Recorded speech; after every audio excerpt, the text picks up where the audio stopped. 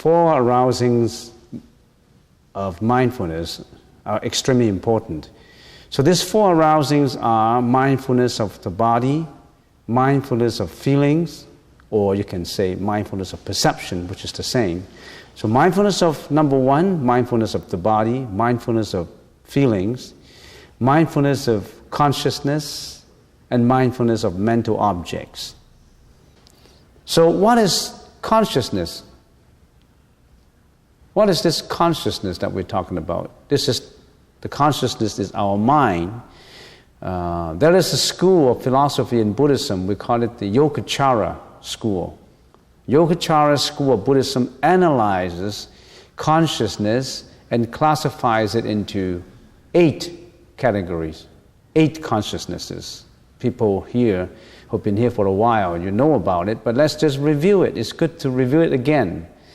So, what are these 8 categories of consciousnesses? Very important.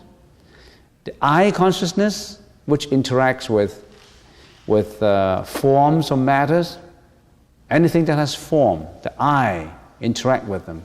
The I consciousness, the ear consciousness, which interact with sound, the nose consciousness, which interact with odor, the tongue consciousness, which interact with taste, the body consciousness, which interact with touch, the mind consciousness, which interact with all mental objects. So these 6 consciousnesses arise from the 6 organs, and we have 8 consciousnesses, but I've just mentioned 6. Now these 6 consciousnesses, you must pay attention to them. Those are your 6 organs. The 6 organs are the roots upon which consciousness is created from it when the objects exist. So this 6 consciousness arises from the 6 organs. And are those 6 organs important? Of course. If you don't have these 6 organs, you don't have the consciousness arising. These 6 consciousnesses, the 6 organs, are responsible for a lot of things. If we can use an example, if your whole body, your body and mind, your whole body, if we can give an example as your body is a company. So these 6 consciousnesses, the 6 organs, are the salesmen at the front end. They're responsible for all the transactions of the company. So if you work for a company, you know that. Those are the salesmen. They make trouble sometimes. Sometimes they do good deeds. Your 6 organs, sometimes they do good deeds. Sometimes they do bad deeds. Sometimes they do neutral deeds. And most of the time they do bad deeds and you don't know about it. They do bad deeds and you don't even know about it. The meditation is to identify this salesman for you, your body company, identify this salesman for you so that you know who they are. Some people don't even know who they are. For example, some people got the eye consciousness directed to many, many sensuous things. They're attached to sound, attached to anything that is beautiful, attract to many, many things, because the 6 organs are responsible for many of the bad things that you have done. So what is the 7 consciousness? We already have mentioned 6, but what's the 7? The 7 is what we call the manas consciousness, which is our ego consciousness. That's your ego, your attachment to you, your individual identity. You recognize that as you, yourself, your ego. That's the 7 consciousness. And the 8th consciousness is the alaya consciousness, which is your storing consciousness. It's just like the memory chip in your computer. That consciousness stores up everything that you have done, every thought that you have, every speech. It gets stored in your memory. It won't go away. So if you've done something wrong, you can get away with it. No, it's registered in the memory. You have done something good, you're very helpful, you're very compassionate, and you think nobody would remember it? No, it gets stored in there. It won't go away.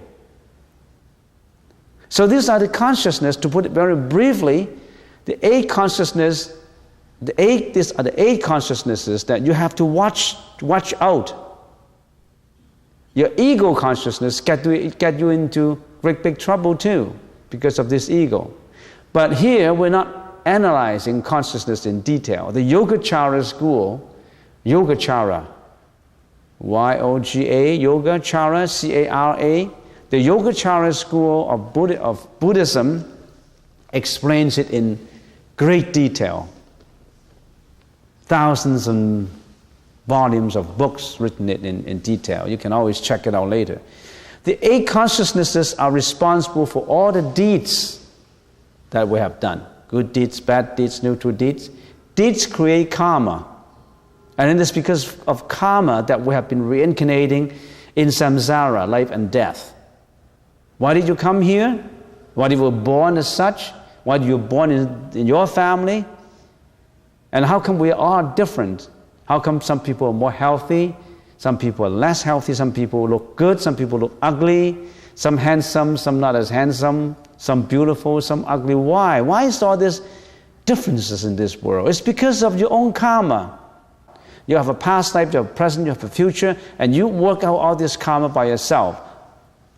These 8 consciousnesses help you to achieve all these things. Why are you suffering? You have built up your karma.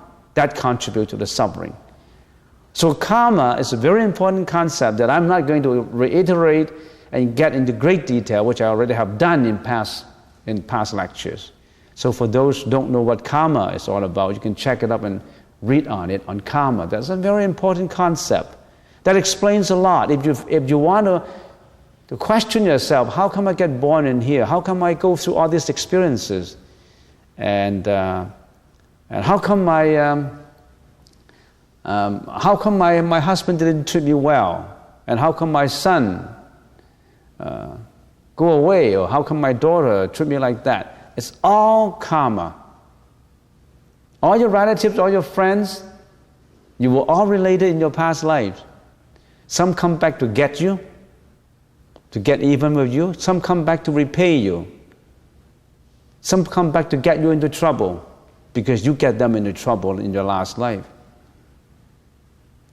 And all these, the Buddha's eyes can see. The Buddhist Tattva's eyes can see all these, because if they have supernatural power, they know the past, all the past deeds, hundreds and hundreds of years before.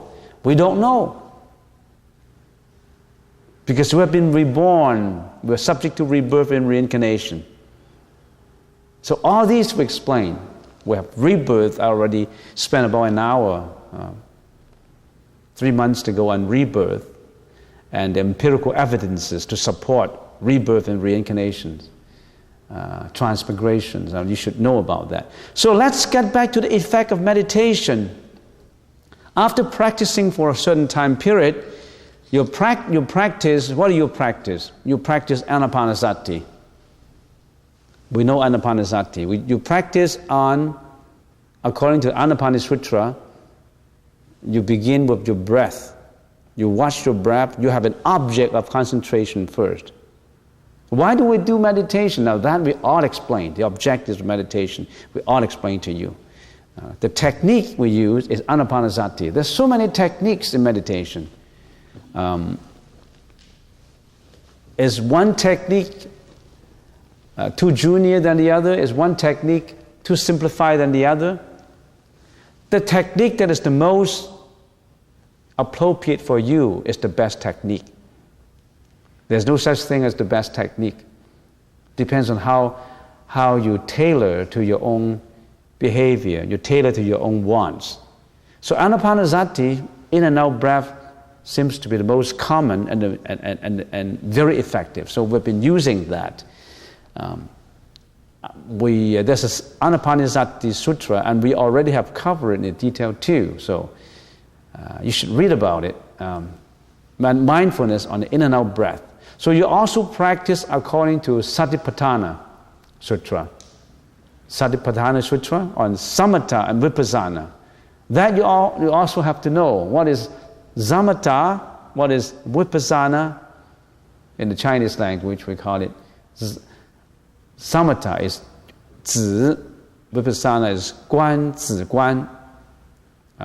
Or you can, in the common English language, Samatha is concentration and Vipassana is insight. And you go a step further. So all these we explain, and you need to know about it. Now, you are able to, if you are able to suppress the 5 hindrances in mindfulness, then you go up a little higher level. Now, in this session, what we cover is something a little bit more advanced. You need to know, like in education, you go to kindergarten, you go to grade 1, grade 2, until you go to grade 12, and you get to university, where, first year, second year, third year. Is there any such levels of education similar to the universal education that we have in meditation? Yes, there's levels of it. There's different levels of meditation. So hopefully today, before the bell rings today, we've finished up all these different levels, because I want to talk about these different levels only very briefly now, so that you know there is a lot more. Or this repetitious process of sitting and meditating, you think that's it? No, there's a lot more to it. You open that door of meditation, you're just watching at it, you got to go in. When you go in more and more, you find out more and more treasure, the treasure of meditation. And then at the very end, you get enlightenment, nirvana. And when you get into more and more, you become happier and happier. You know more about life. You know more about the spirituality of life. You discard materialistic life, which doesn't bring you happiness.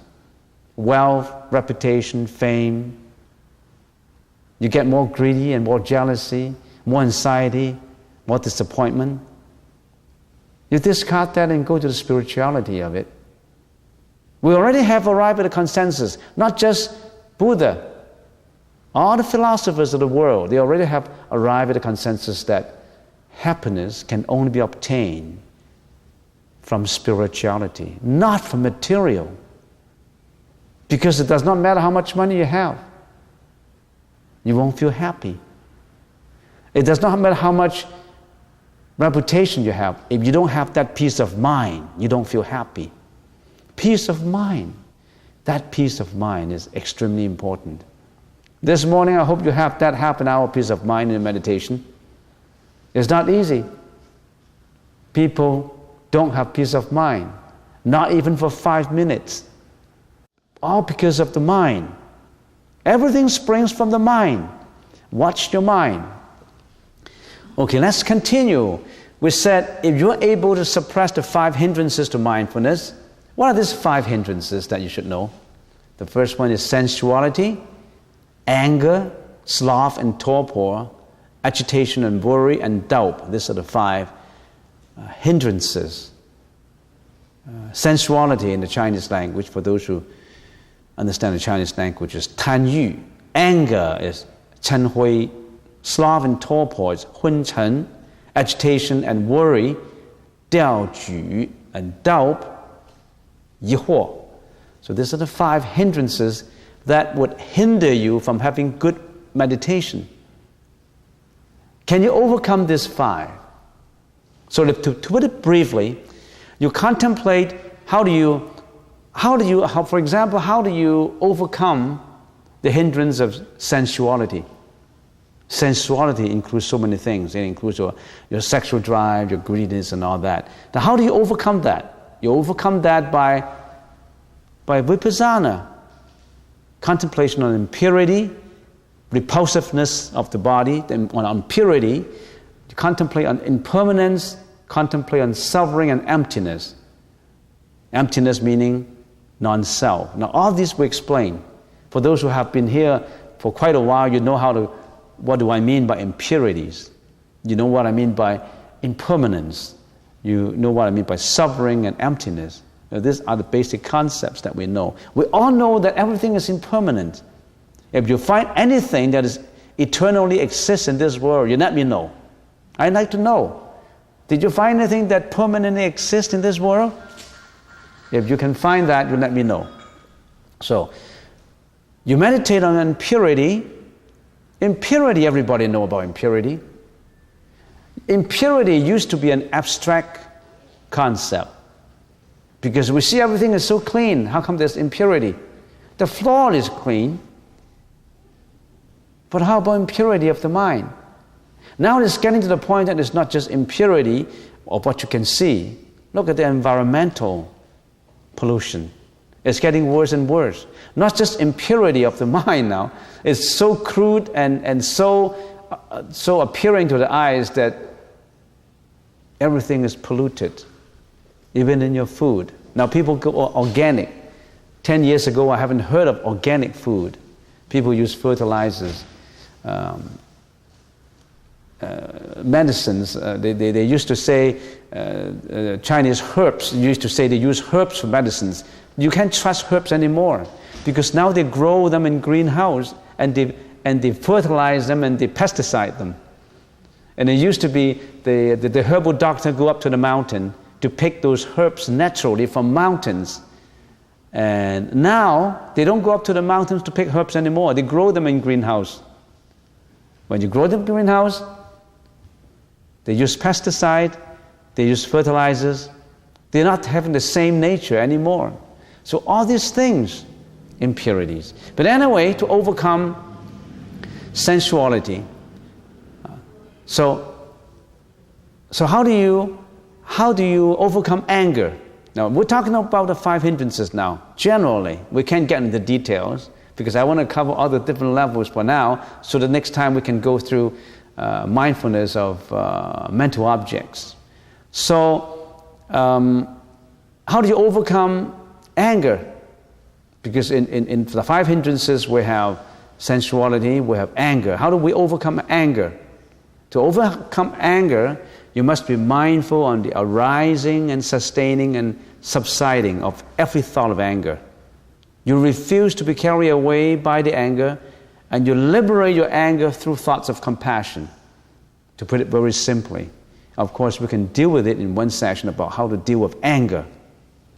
You deal with anger in detail, but generally, when a thought of anger comes up, you watched it. You watch it as if you are a third person. It comes up, you sustain it, disappeared, and then you dilute it with compassion, to put it very simply. Now, how do you overcome the third hindrance, sloth and torpor? S-L-O-T-H, sloth, for those who take notes. Torpor is T-O-R-P-O-R, torpor. Now what is sloth? Sloth is laziness and sluggishness. It relates more to the body. You don't want to work. You don't want to labor your body. You don't want to kneel down. You don't want to prostrate. You're lazy, sloth. Torpor relates to the mind. It's dullness of the mind. How do you deal with that in meditation? Your mind gets dull. You don't want meditation. You want to watch TV, television. You want to go for movies. You don't want to do meditation. How do you overcome that?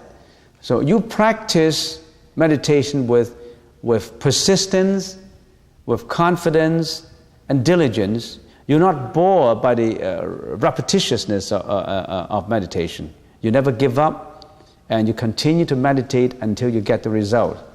This persistency, you persist in doing it. You repeat and repeat until you get it all done. That's very important, this repetitiousness. And people don't have the patience. They always go by the hamburger, the minute rice approach of meditation. They want to get the effect right away. One day of meditation, they thought they can get it. It takes years. It's just like I give an example of drilling an oil, or for oil, you drill 10 feet down, you don't get it, 15, 20 feet, 40 feet, 60 feet. And then before you get it, you give up because you were spending years into the drilling. You couldn't get it and you thought there was no oil in it. But if you can continue, keep on going, one day you will get it. But not many people have the patience. They don't have the patience of doing it. So to overcome that, you really have to try and to be diligent Never give up. Repeat it and repeat it until you get it. Now then, how do you overcome the agitation and worry? The fourth hindrance. You agitate. What is agitation? Agitation is inner turbulence. Agitation, you don't feel happy one day and you don't want to meditate. Somebody says something that infuriates you and you don't have a mind for meditation.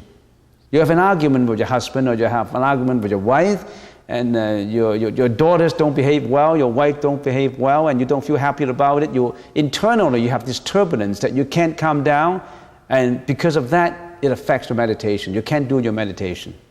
Now that's agitation.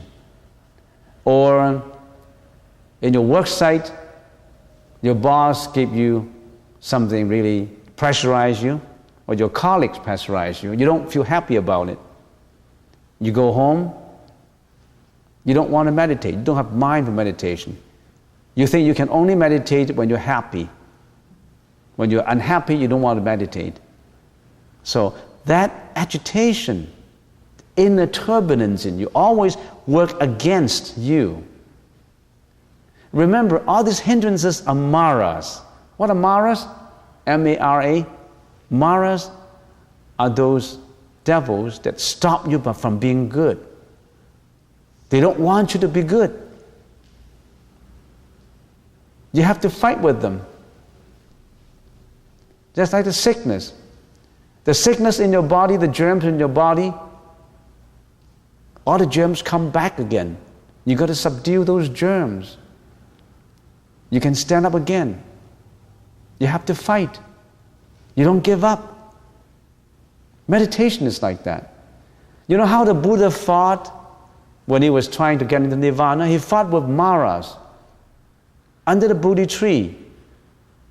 He had a lot of obstacles. But finally he won. He got Nirvana because of his persistencies, because he never gave up. Billions of people gave up. It's a pity that some people almost get to the well and they give up. Another 1 foot down, that's the well, and they give up. They go through another reincarnation again. So that's agitation. So what is worry? Worry arises in the form of remorse for ill done and for good undone. For example, what do you mean by remorse for ill done and good undone? You have done something bad. You feel remorseful about it. You feel bad about it. You regret about it. You don't feel happy about it. That stops you from meditation also. You feel remorse because you have done something wrong. You didn't learn to just let go of it and start meditation. Or you have something that you should have done which is good and you haven't done it. You feel regrettable about it. You feel remorse about it, and that stops you from meditation. It shouldn't stop you from meditation. So that's the worry that you have. So you overcome your agitation by being mindful of the object of meditation, the object of agitation, and let go of the agitation. You overcome your worry by being mindful of the object of worry. What worries you? And do not get carried away by it. You just watch them without getting involved with them. You act as if you are a third party stepping back from agitation and worry. Now, how do you overcome the last hindrance, doubt, when you're doubtful of it? I don't know if it works in this meditation. I've been meditating for quite a while. I don't know if it works. Maybe I should change another guru. Maybe I should read another book. Maybe I should go into another temple. Maybe but what the Buddha's teaching is not right. Maybe let's go for something else. You're always doubtful. Does not matter who gave you the teaching. You're always doubtful about it. That's doubt. Now, how do you overcome doubt? Learn and understand the Buddha's teaching from authentic sources and associate yourself with only the sympathetic and helpful companionship. And open your mind. If you already have that bigotry and obstinacy in you about certain view, like a cup filled to the top with your own water. You need to empty your cup so that you can get other clean, pure water in. Open your door. Don't close the door. This is what I learned, and that's it. I won't change it. You're being obstinate about it. This is what the Theravada school said, and I want to follow it. No change. This is what the Mahayana said. I want to follow, and no change. Open your mind. Of course, when you open your mind, fleas will come in. Bees, flies, black flies will come in. You have to learn to identify them. There's a danger of opening your door too. You're going to watch them. So you have to use your wisdom. Prajna. Remember prajna paramitta? Prajna paramitta. Prajna, the wisdom. Prajna is the mother of all Buddhas. Wisdom. If you don't have that wisdom, you'll lead yourself astray. So these are the 5 hindrances that you should know. And I mentioned them very briefly, and you should know about them, learn how to overcome them, understand their nature, and as time goes on, these hindrances are no more hindrances. So, what happens if you continue to meditate? If you continue to meditate, then you will get tranquility, peace of mind. What is this? What is this tranquility? This is a mental state of quietude which comes and goes. Sometimes you have the tranquility, the peace of mind, sometimes you don't. When you don't have that peace of mind, don't just blame yourself. I don't have that peace of mind. It's bad meditation. Or when after you meditated, you have that peace of mind, you feel overwhelmed by it. You don't need to be overwhelmed by it. Don't attach to it. It comes and goes, it comes and goes. So this is a mental state of quietude which comes and goes. Entering into quietude is a sign of one's progress. But the danger lies in mistaking it for samadhi. What is samadhi? You get that tranquility and you say, I got samadhi now. In the Chinese language, it's samadhi. Samadhi is a Sanskrit word. It means establish and make firm. It is pure awareness of the mind through gradual calming of mental activity. And this tranquility should come from a non-dualistic state of consciousness. You know what I mean by non-dualistic state of consciousness? A dualistic state of consciousness means I am the subject and that's the object. I am the controller and that's the object being controlled. You always have the object and the subject. You always have the experiencing subject and the object being experienced. You should get away from the non-dualistic state. No subject, no object. There's no meditator. There's no anapanasati. There's no in and out breath. No suffering. No ear, no eyes, no taste, no touch. You understand what I mean in Hridaya Sutra? We're talking about suffering, and you're talking about no suffering again. Are you contradicting yourself? Only for people who don't know, you think we're contradicting ourselves. There's no practitioner of meditation. There's no me, no I. There's no ego. You think you have an ego, but there's no ego.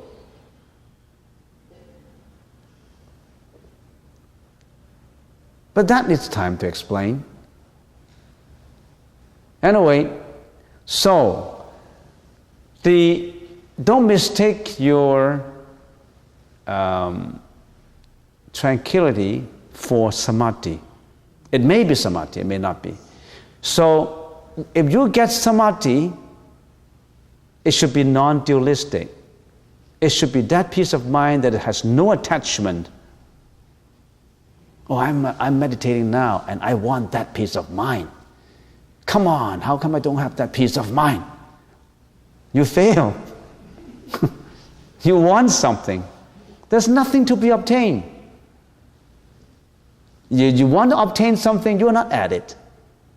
Because when it comes, it comes. When it goes, it goes. You don't try to obtain anything. Where am I going from here? That monk tell me that I got joy. I don't have any. I said, you're on the wrong track. There's nothing to be obtained. There's nothing to be obtained, and you obtain something in there. But there's nothing to be obtained. But you really obtain something. So the kind of samadhi that you get in samadhi, in Kammadhatu, is called Kammadhatu samadhi. When you get this tranquility, non-dualistic tranquility, that peace of mind, when you really get that, what is that? That is called the Kammadhatu samadhi. What is Kammadhatu? You know. Many people here know. Kammadhatu is this world of desire. In this world of desire, this is the samadhi relating to this world of desire. But this is only samadhi for Kammadhatu. Remember, there is the Rupadhatu and the Arupadhatu. This is a very high level of tranquility, of quietude. Kammadhatu samadhi. In the Chinese language, we call it Yu Jie Ding. When you are in Kammadhatu samadhi, you have the wonderful feeling during your meditation of being light and joyful. When you meditate and you feel, I'm extremely light. It seems to be that I'm flying in space. I'm extremely joyful. And that kind of joy is not like happiness. It's beyond description. You can't describe it. It's not just happiness. It's more spiritual. But you still feel you have existence during meditation. But you have that light, and you feel light and joyful. Now that is Kammadhatu samadhi. Yu Jie Ding. As you practice further using the same techniques as mentioned before earlier, Anapanasati, Samatha and Vipassana, Guan, Shuxi Guan, all these. Then gradually you have the feeling that you're meditating. You have this, after you have this lightness, being very light, it seems that you're flying like a bird. You don't want that though. It just come and go. You don't say, I meditate and I want to fly like a bird. Something is wrong with you because you want something. You don't need it. It comes. When it comes, it goes, it goes. Being very joyful. And then after that, the experienced meditator would say, your next feeling is, you don't feel you have a body and mind anymore. Your body and mind does not exist. You feel like you are space. You feel like you are one with space. What is space? You can't see anything in space. You feel that you are one with space. You feel that you are extremely light and extremely joyful. Now, what is this called? This is called samadhi approximating the first absorption, or the samadhi approximating the first dhyana, or in the Pali language, the samadhi approximating the first jhana. You know Pali, so you know what I'm talking about. So jhana is Jhana, and that's Pali, and in the Sanskrit language is dhyana, Dhyana. So, in the Kammadhatu, the highest level is the samadhi, which is higher than the Kammadhatu samadhi now. The samadhi approximating on the first dhyana. That means the first dhyana is not in Kammadhatu, no, it's Rupadhatu. It's another world, another world. So that samadhi approximating, neighboring on, being the neighbor, living next to it, that is the highest level in Kammadhatu. And in the Chinese language we call it 味道地定, 或者是味道定. That's the highest level in Kammadhatu. 这个是欲界定里面最高的定，这还是味道地定。So that's, now you know. As I said in this session, let's see if we have any more time to cover it. But anyway, let's do it faster. So that's the first absorption, the Kamadhatu. Then you practice further.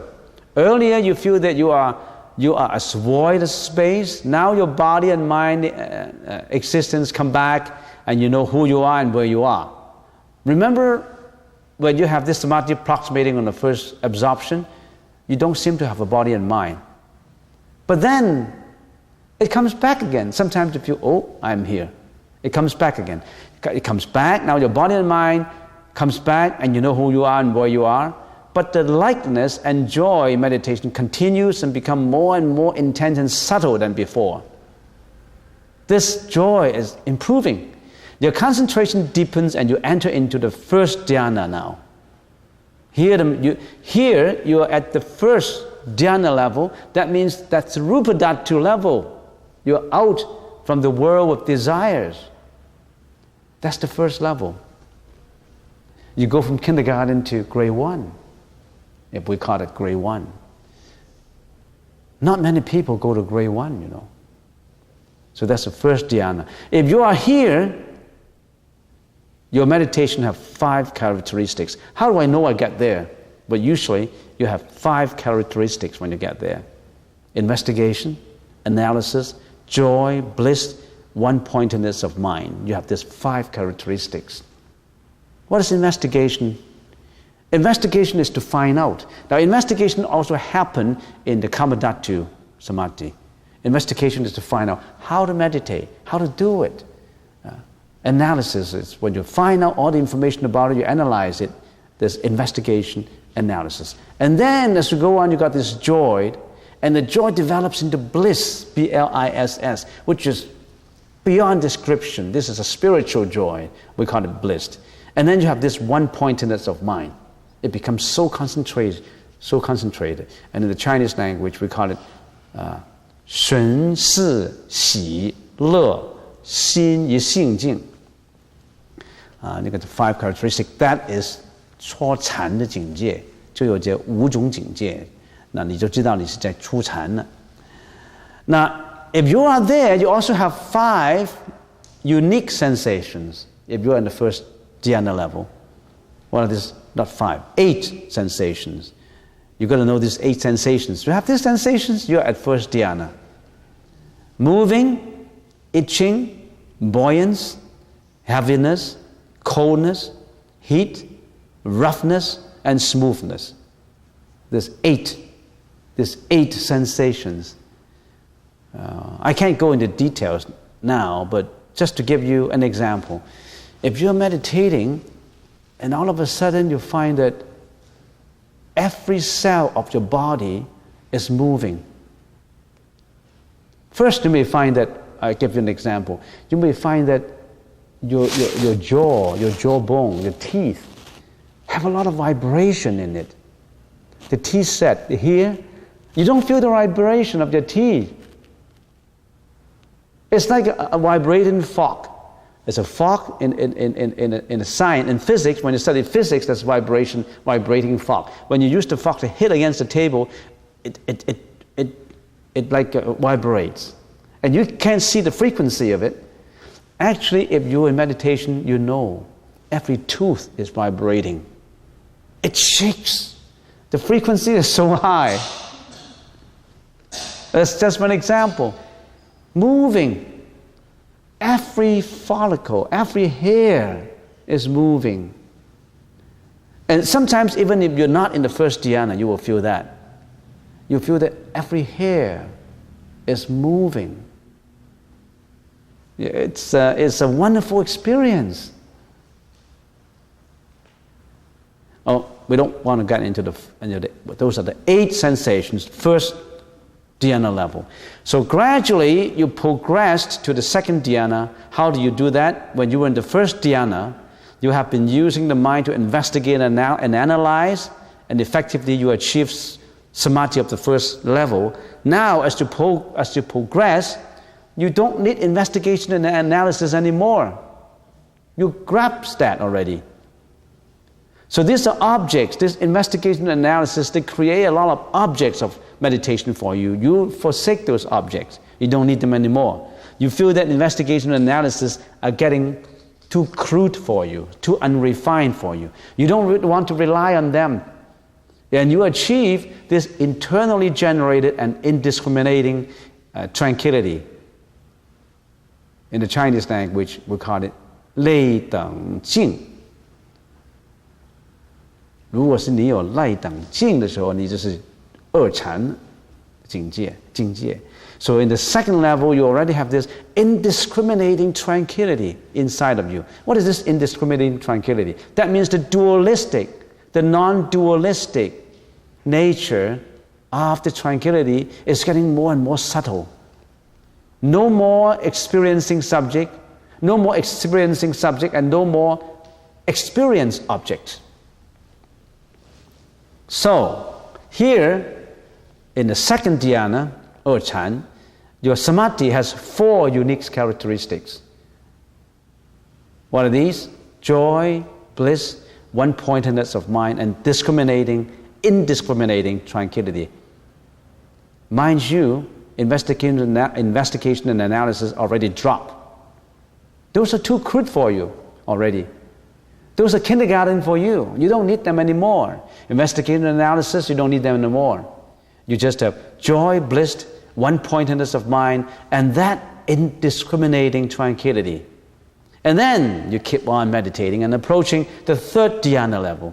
Now, when you have this indiscriminating tranquility, your confidence level has increased tremendously, and you work harder in the meditation. Still using the same techniques as before, you feel that the joy so obtained is too rough and unrefined, not subtle enough. The joy is, you want to get rid of the joy. That joy is too crude for you. In other words, as 1 + 1 = 2, that close, teaching you how to add 1 + 1 = 2, is too elementary. You want to go a little higher. You want to go multiplication. You want to go division, not just addition and subtraction anymore. You want to get rid of that close of joy. Discard the close of joy. Only what remains, only bliss remains. Furthermore, this bliss has increased and improved. Here, your samadhi has 5 unique characteristics. Forsaking, non-attachment to joy, reminder of such non-attachment, one-pointedness of mind, and wonderful bliss. Remember, no more joy, because you don't need that anymore. It's too crude and unsubtle for you. So these are the 5 unique characteristics. And then, you are then approaching the 4th dhyana level. When you are meditating, you feel that the wonderful bliss that you have, that you are experiencing during meditation is too crude now. Even the bliss is too crude, not subtle enough. It is still an attachment. You don't want to attach to that clothes of bliss. You take that clothes off. Take that jacket off, the wonderful bliss jacket. You don't want to attach that attach to it anymore. You want to get rid of it. And after a while, you actually go beyond this wonderful bliss. Only the indiscriminating tranquility is left behind. Nothing else. Only the indiscriminating tranquility is left behind. Now there's no object to forsake. All these objects you drop. The object of investigation, object of analysis, the object of joy, the object of bliss. You get rid of all those jackets that make you very heavy. You don't need them anymore. You have that warmth in you to keep you warm. You don't need those jackets anymore. So you get rid of them. So now you only feel extreme tranquility. Not one single thought arises. But you're not a saint yet. Your consciousness still pertains to the mundane mind. This is the level of purity of thoughts. You are at the 4th dhyana level. The 4th dhyana level in the Chinese language is Si Chan. This level is extremely important. The Buddha Sakyamuni was at that level. If you continue to meditate on the Dhamma-datta of all experiences, of all existence, and become successful in it, you will realize enlightenment of immorality and attain anuttara samya sambuddhi. What is Dhammadhatta? It is the absolute fundamental reality, the ultimate form of reality. It takes time to explain it. It's just simplified it by explaining this is the ultimate reality, the Dhammadhatta, the Dhammatta. Our historical Buddha Sakyamuni 2,600 years ago, attained anuttara samya sambuddhi at the fourth dhyana level. On this level, it does not mean that you really have to go one step. You can go sideways all of a sudden to get to the top. It depends on what you have accumulated in your past life. It does not mean that you really have to follow grade 1, grade 2, grade 3, grade 4. And some people get to grade 1, all of a sudden they get out and get to nirvana. So you don't really, those are the grades that are like that. But some people, like our historical Buddha Sakyamuni, at the fourth dhyana level, he got out. He achieved anuttara samya sambuddhi. So, is the fourth dhyana the highest level? It is the highest level of samadhi in the rupa dhatu. You can still progress your spiritual development. So, let's recap. We probably cannot cover all the levels we have covered when we do meditation for a long time. We're in this world of desire. This world of desire, we call it the kamadhatu. We got a very high level of samadhi, and that we call kamadhatu samadhi. And that is a kind of spiritual quietude, which is not the same as ordinary quietude. Then you have certain characteristics when you are at that. And then you go one level higher up, that is the samadhi approximating at the first dhyana level. That's the highest level. And then you go on, you get out from Dhammadhatu samadhi, you go on to the first dhyana level, which belongs to the Rupadhatu samadhi. Not related to Kamadhatu anymore. Rupadhatu, that is the world with no desires. So, if you achieve the first dhyana, you are the person who don't have desires. Bad desires, what I mean. We need desire. We desire to be the Buddha. You don't have any more bad desire anymore when you are at the first dhyana level. So you go on from the first dhyana level. When you are at the first dhyana level, you still have investigation, you still have analysis, you still have joy, you still have bliss. And of course you have this one-pointedness of mind. And then when you go up, all these things, at the second level, you get rid of your investigation and analysis. Those are too crude for you. Those are too elementary for you. No more investigation and analysis. And then when you get to the third level, even the joy is too crude and not subtle enough for you. You get rid of the joy. And then at the higher level, the fourth level, the bliss, you don't need the bliss anymore. You only have that indiscriminating tranquility. That's the fourth level. And the Buddha, our historical Buddha, attained anuttara samya sambuddhi at that level. However, there is other levels too at arupa dhatu. Rupa dhatu, the fourth level. There's arupa dhatu, which is the fifth dhyana level. You have the fifth, the sixth, the seventh, and eighth in arupa dhatu. That we'll have to cover in the next session because we're running out of time. So if we work level by level, that's how you do it. There's different levels of meditation.